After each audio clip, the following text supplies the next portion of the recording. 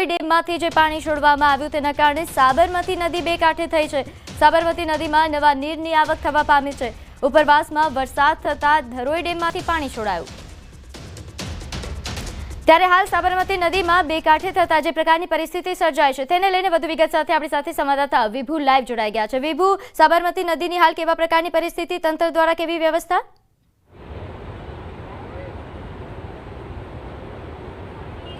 પ્રીતિ, ઉપરવાસ ભારે વરસાદ અને ધરોઈ ડેમમાંથી પાણી છોડવામાં આવી રહ્યું છે અને એ પાણી સાબરમતી નદીમાં આવી રહ્યું છે। દ્રશ્યો બતાવવા માંગીશ કે અત્યારે સાબરમતી નદી છે તે બે કાંઠે વહી રહી છે। સાથે જ રિવરફ્રન્ટની જે સાબરમતી છે ત્યાં પાણી જે રીતે ઉપરવાસમાંથી આવી રહ્યું છે એ પાણી વોકવે સુધી આવી ગયું છે અને અત્યારે આ સાબરમતી રિવરફ્રન્ટનો વોકવે છે અને વોકવે આખો પાણીમાં ડૂબી ગયા હોય તેવા દ્રશ્યો છે તે અહીં જોવા મળી રહ્યા છે અને જેના કારણે સાબરમતીના રિવરફ્રન્ટનો જે વોકવે છે તે લોકો માટે બંધ કરી દેવામાં આવ્યો છે। સાથે જ અત્યારે આ બ્રિજની બાજુમાં જે અત્યારે બ્રિજ પિલ્લર છે તે જોવા મળી રહ્યા છે તે બુલેટ ટ્રેનના પિલ્લર છે જ્યાં કામગીરી ચાલતી હતી, કામગીરી સ્ટોપ કરી દેવામાં આવી છે। સાથે જ જ્યાં બંધ બાંધવામાં આવ્યો હતો એ બંધનો પણ અત્યારે માટી છે તે ધોવાઈ રહી છે અને સીધા દ્રશ્યો છે તે જોવા મળી રહ્યા છે।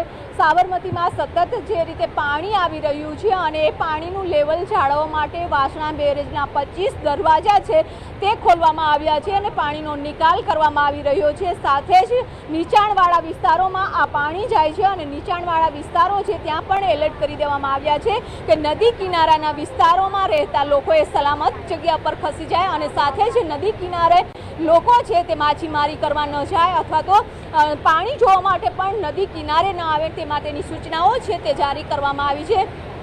અત્યારે આ રિવરફ્રન્ટ છે અને જે વરસાદી માહોલ હોય છે ત્યારે રિવરફ્રન્ટનો નજારો પણ ખૂબ જ સુંદર હોય છે અને સહેલાણીઓ છે તે આવતા હોય છે, મોર્નિંગ વોક કરવા માટે લોકો પણ આવતા હોય છે અને આજે રવિવારની રજા છે ત્યારે રજામાં પરિવાર સાથે લોકો આવતા હોય છે। પરંતુ આજે જે રીતે પાણી છોડવામાં આવી રહ્યું છે, પાણીનો પ્રવાહ જે રીતે જોઈ શકો છો અને તેના કારણે વોકવે સુધી પાણી આવી ગયું છે ત્યારે તંત્ર દ્વારા નિર્ણય કરવામાં આવ્યો છે કે રિવરફ્રન્ટના વોકવેમાં લોકો માટે બંધ કરી દેવામાં આવ્યો છે અને સખત સૂચનાઓ આપવામાં આવી છે કે લોકો વોકવેમાં ન જાય। જી બિલકુલ, આ ઉપરાંત જે રીતે આપે જણાવ્યું કે વોકવે બંધ કરવામાં આવ્યો છે, લોકોની અવરજવર અટકાવવામાં આવી છે, આ ઉપરાંત તંત્ર દ્વારા નીચાણવાળા વિસ્તારો માટે કેવા પ્રકારની વ્યવસ્થા કરાઈ છે? કારણ કે ત્યાં સાબરમતી નદીમાં જ્યારે પાણી આવે ત્યારે સૌથી વધુ પાણી પહોંચતું હોય છે, વધારે હાલાકી ભોગવવાનો વારો આવતો હોય છે।